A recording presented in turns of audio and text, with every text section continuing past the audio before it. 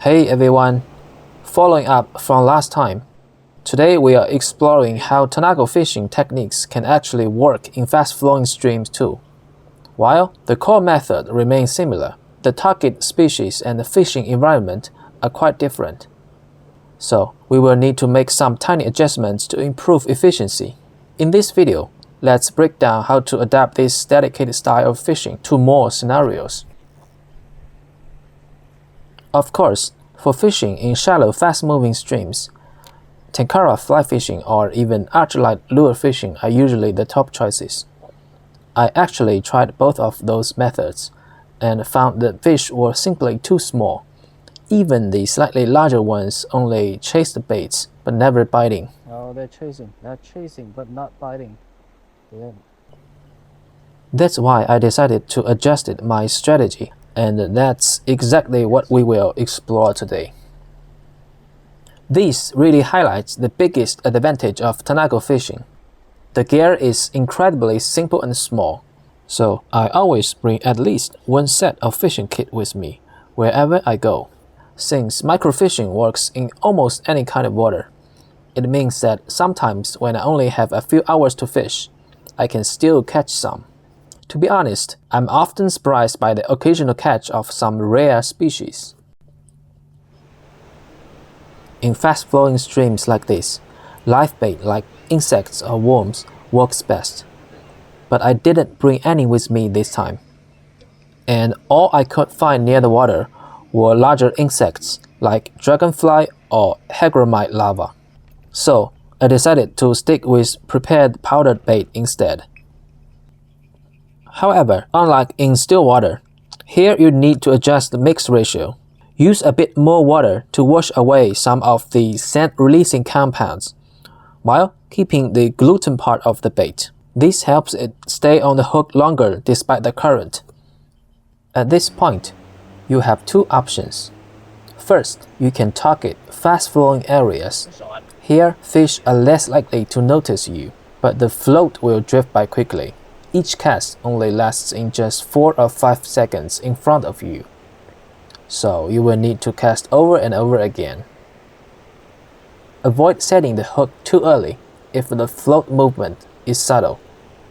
Wait until it completely disappears underwater. Then it is time to lift the rod. Alternatively, you can try slower or still water zones nearby. However, fish in these spots tend to be extremely cautious. If you can see them, they've probably already spotted you. Stay quiet and keep a low profile before casting. The more hidden you are, the better your chances. In this specific stream I'm fishing today, there are mainly two kinds of fish. One is the pale chub, scientific name Zarco platypus. Zarco is a genus of freshwater fish commonly found in southeastern mainland China, Taiwan, Korea, and Japan. They mostly inhabit mountainous streams. During the breeding season, the males develop blue nuptial coloration along their sides, elongated anal fins, and tubercles on their cheeks and mouth, used for fighting. Although we are at the very end of the breeding season, most fish in this area are still relatively small. I only managed to catch one male showing some nuptial coloration. While the colors are not particularly vivid yet, but you can already see the bluish stripes, extended anal fin, and the growing of the tubercles. These are clear signs that this is already a sexually mature male. The other species found here is a fish with distinct black stripes, known in Chinese as xishiban. Its scientific name is Acrocylus fasciatus. You can only find it in China. Since it is not widely known outside the region, it do not have a common English name. So, Acrocylus fasciatus. It is. It typically inhabiting small mountain streams.